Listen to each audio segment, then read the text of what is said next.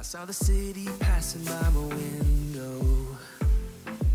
Was in the crowd, but I felt so alone.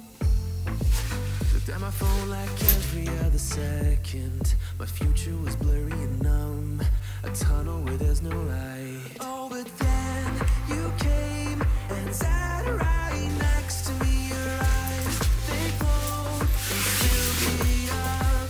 We had never met before that time, but I just knew that we'd end up. You took it, you took it, took away my loneliness. Oh, I know it, I know it. You're making me wholehearted. Together, together it's always better. I don't want to be parted. You're making me whole. おはよう。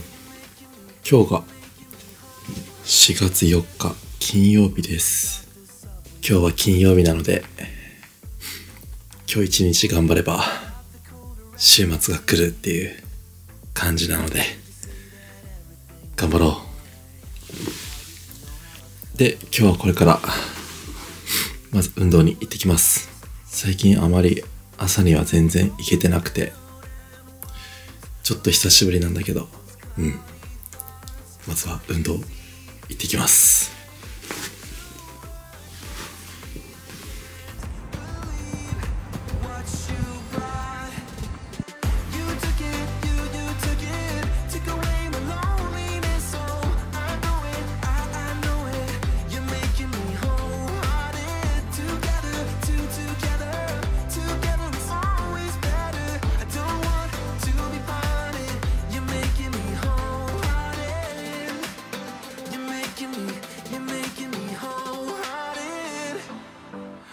Always remember it,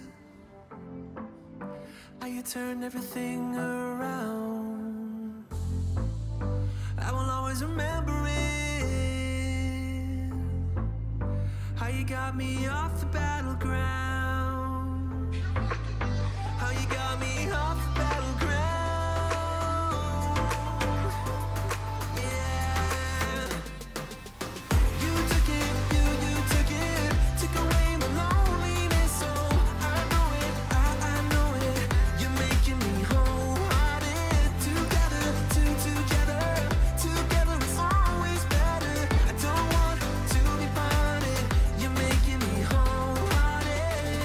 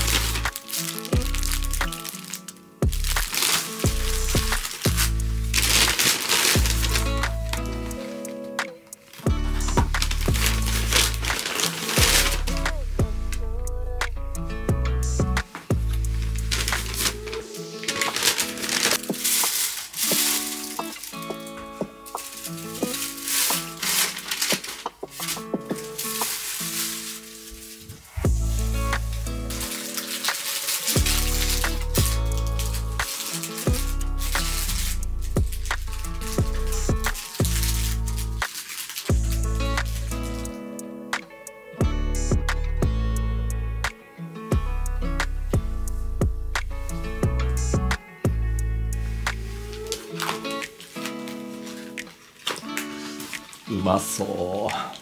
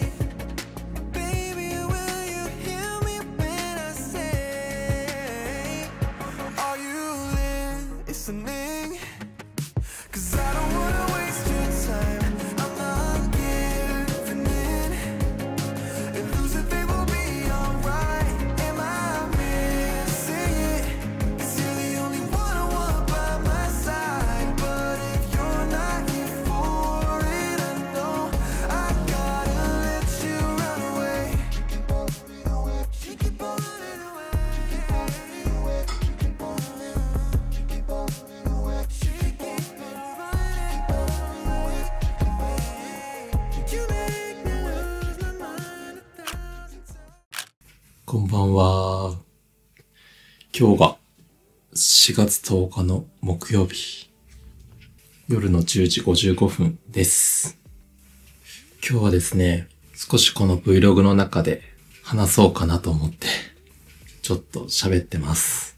で、少し前にインスタのストーリーで、この Vlog の中で何か話してほしいテーマありますかって、質問を募集したんですけど、そこで、たくさんテーマをいただいてですね、その中から結構多かったものを、いくつか抜粋して話してみようかなって思います。はい。じゃあ一つ目。今年の夏、やりたいと思っていることはありますか？旅行だったり、計画していることがあれば教えてください。っていうですね、夏に何やりたいですかっていう、ご質問結構いただいていました。夏か。なんだろうな。きっと今年の夏もめちゃめちゃ暑いよね。結構やりたいことはあって、まず一つは、これはもうこの前初めて経験したんですけど、サーフィンをずっとやってみたくて、思ってたんですけど、なかなか周りにサーフィンをやっている友達とかもいなくて、知り合いとかもいなくて、そういうチャレンジする機会がなかったんですけど、ちょっと今年はそういう初めてのことやってみたいなって思ってて、つい、いつだろう、先月かなに体験レッスンにちょっと申し込んで、初めてサーフィンやってきました。で、すっごく楽しかったね。うん。もう最初は座学みたいな感じで、海の中でこういう風に動きますみたいな説明受けた後に、着替えて、ボード持って海まで行ったんですけど、で、最初は、砂場のところで、なんて言うんだろう、あれ。なんて言うんだっけ。パドリングって言うんだっけ。ボートの上に、うつ伏せになって、こう、漕ぐ練習をして、で、そこから、その砂の上で、立つ練習みたいな。最初、立って、そこからゆっくり上がるみたいな。練習を何回かやってから、じゃあ海に行きましょうっていう感じで、その先生の人と、あと私が行った時は、他にも家族連れの、ご家族で参加されてる方が3人いらっしゃって、その方と一緒にやってきました。で、そのご家族の3人は、もう何回か経験してるみたいで、もうすごく上手いんですよ。ご夫婦の2人は、もう全然乗れるし、で、お子さんが、確か小学校5年生くらいだったのかな、あの子。その子も普通に乗れて、そう。だからその人たちとも一緒に話しながら、楽しみながら、波に乗る練習をやって、もちろん最初乗り方とかわからないんで、その教えてくれる方、コーチの方が、波が来るまで、自分のボードを持っててくれてて、で、私はもうそのボードの上に乗ってるんですよ、こうやって。で、じゃあ次の波で行きます、みたいな感じで、パッて波に乗せてくれて、で、その後こう漕いで、で、その後に、そのコーチの方が、はいって言ってくれるの。で、そのはいって言われたら、立つ、みたいな感じなんだけど、で、はいっていう声を聞いて、よし、立とうと思って、立って、でも最初の頃は、やっぱもう全然滑っちゃって、すぐバシャーンみたいな、転んじゃうんだけど、それも何回かやるうちに、ちょっとコツ掴んできて、はいって言われて、立てて、で、そっからゆっくり上がってっていうか、ちょっと中腰になりながらバランス取って立ち上がって、で、少し波に乗れた時が結構あったんですよ。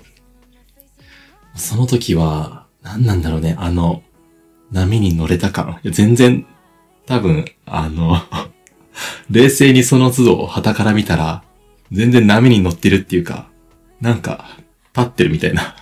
ボードにフラフラ立ってるみたいな構図だと思うんだけど、全然様にはなってないと思うんだけど、でもボードに立てた感覚はね、めちゃめちゃ気持ちよくて、楽しかったですね。うん。で、結構その日は波が強めだったのかな？難しい日だったらしいんですけど、その中で立てて乗れたのが何回か、もう最後の方は結構できたんですよ。なので、すごく褒めてくれて。で、どっちかというと、自分は褒められた方が伸びるタイプなんで、嬉しいみたいな感じになって、楽しかったね。うん。だからまた、ちょっともう一回、時間がある時に申し込んで、もう一回やりたいなって思ってます。あとは、一つ、結構自分の中では大きな計画があって、長岡の花火大会に行きたいんですよ。これも、まだ一回も見に行ったことなくて、でも人生で一回は見たいなって思ってる花火大会の一つで、私花火がめちゃめちゃ好きなんですよ。夏の花火がちっちゃい時から大好きなんで、で、やっぱり長岡の花火ってすごいじゃないですか。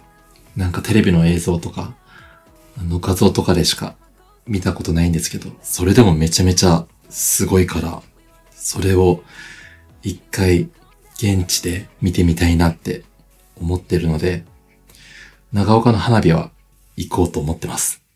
で、あれなんだよね。なんかその長岡の花火は、有料席をちゃんと確保しないと難しいんでしょ。ちょっと詳しい方いたらコメントとかで教えてほしいんですけど、まだね、その一般の予約受付はもう少ししてからなんですけど、で、なんかその席の種類もめちゃめちゃあるっぽいの。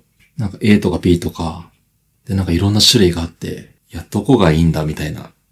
ちょっとまだそこまで調べきれてないんで、それをちょっと考えてから、どこにしようかは決めようかなって今思ってます。ほら。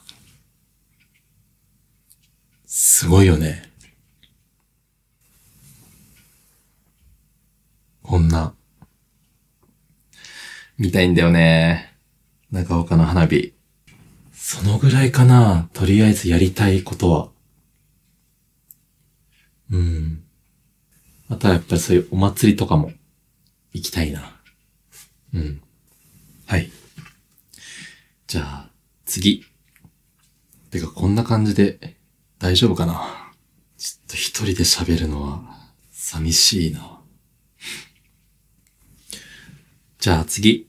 これも結構多かったのが、人間関係で大切にしていることだったり、人との関係性で気をつけていることとか、そういう対人関係で何を考えてますかっていうご質問っていうか、答えてほしいテーマっていうのも結構ありました。人間関係で大事にしてることか。これ全然考えずにもうそのまま今動画を回しているんですけど、なんかそっちの方がきっとリアルな感じで答えられるかなと思って、全く考えはまとめてないんですけど、なんだろうなぁ。その人間関係がどういう環境での関係性なのかによっても変わってくるかなとは思うんですけど、その友人とか、また職場だとか、パートナーとか、家族とかによってもちょっと変わってくるかなとは思うんですけど、一つ、大事にしていること、気をつけていることは、やっぱ礼儀？親しき中にも礼儀ありじゃないですけど、そういう挨拶だったり、感謝だったりっていうのは一つ大事にしてるかな。例えば、いくらもう付き合いも長くて、自分のこともたくさん知ってくれていて、相手のこともたくさん理解できているような友達、親友とかでも、やっぱりその相手が嫌がることはしないし、したくないし、親しいからこそ、そういう礼儀っていうのも大事なんじゃないかなって思うから、そこは気をつけて、あんまり意識的には気をつけてるつもりはないんだけど、それが一つ当たり前、自分の中では当たり前として、そうありたいって思うところはあるかな。うん。そうだね。友達が何かをしてくれたら、ちゃんとありがとうっていう感謝の気持ちは伝えたいし、言わなきゃいけないことがあったら、やっぱりそこは伝えたいなとも思うし、あと自分がされて嫌だなと思うことは相手にはしないとか、まあ当たり前っちゃ当たり前なんだけど、そういうところは一つ大事かな。みんなはどうなんだろ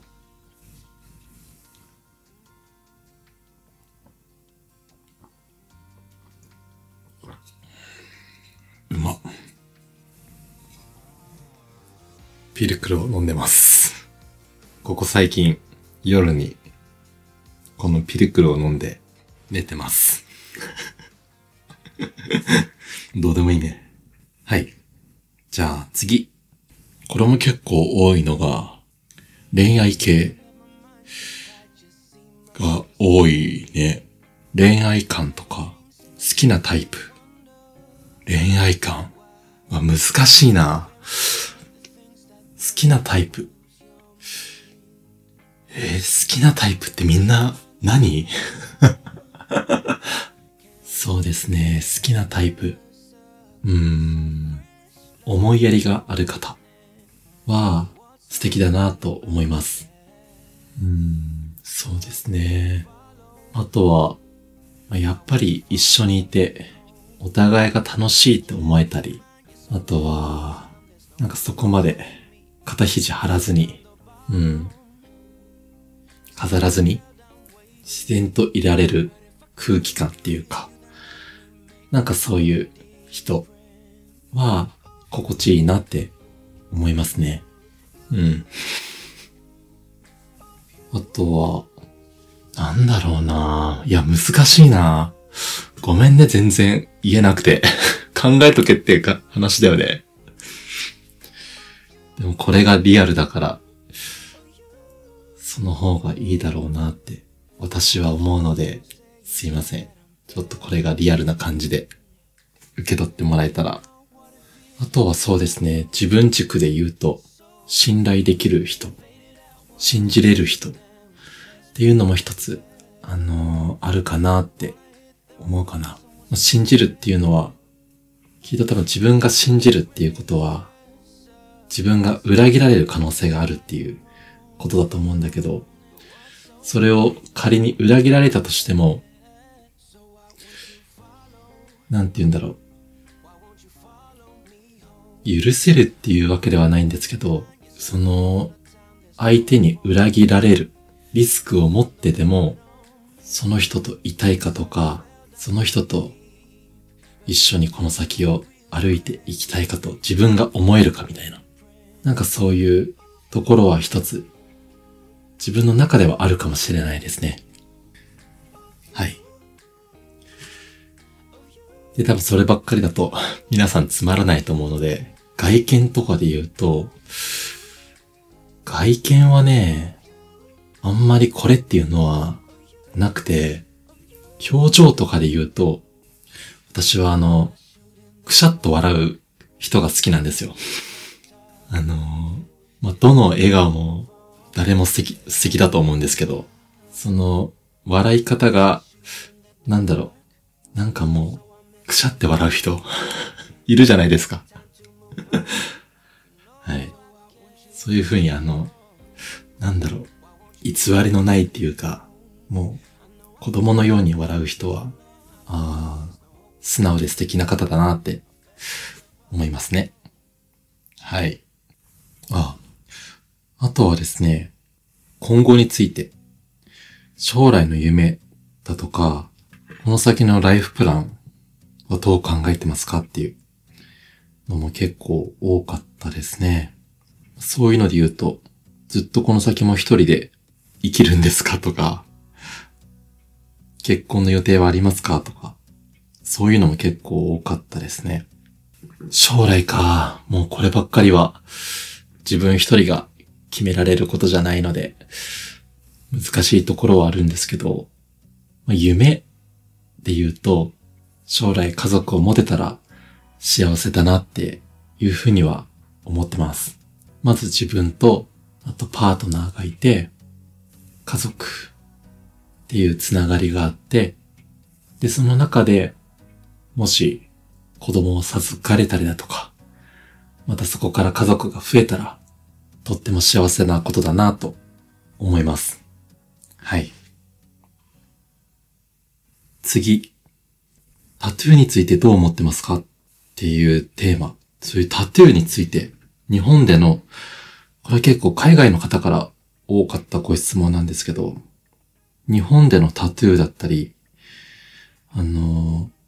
私のそういうタトゥーについての考え方みたいなのを教えてくださいっていうご質問。これは海外の方からですね、結構いただいていました。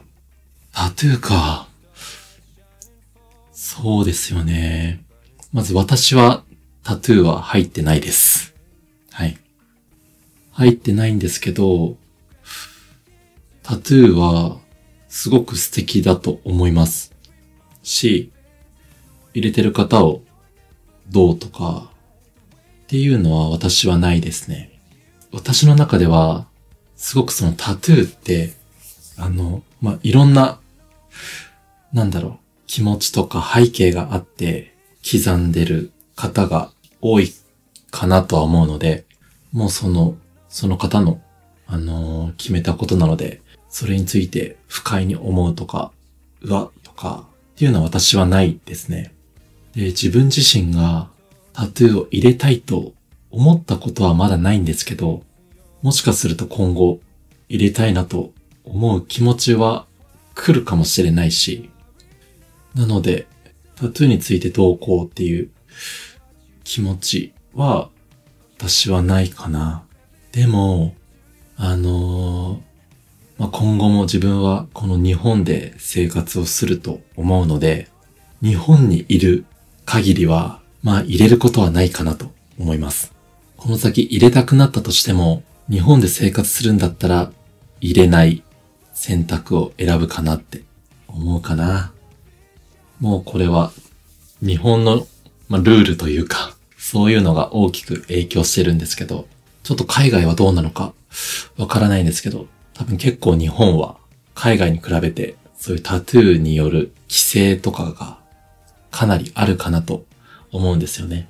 それこそ温泉とかサウナもそうだし、あと公共の場、プールとか、あとジムですね。ジム。もう見せるのがダメなところもあれば、入っている人は利用自体できませんっていうところも多分店舗によってはあったと思うので、あることによる不都合さの方が日本は圧倒的に多いなっていうのが感覚であります。で、自分自身のその日々の生活に置き換えても、私ジムにも行くし、銭湯とかサウナも大好きなので、それをそのタトゥーとかを理由に生きづらくなるっていうのはちょっと嫌なので、今のこの日本のルールでは、入れる選択はしないかなって思います。あとこれもよくある、話だと思うんだけど、例えば将来自分に子供ができたとして、子供がそういうプールとか温泉とか、そういうところに一緒に行きたいって言ってるのに、自分のせいで行けないみたいな。そういうのは子供にさせたくないなって勝手に思うから入れることはないかなとは思います。ただ入れてる方はすごく素敵だなと思いますし、もちろんファッションで入れてる方も結構多いかなと思いますし、何かを忘れないために、残している友人とかも実際にいるので、それもすごく素敵なことだと思います。はい。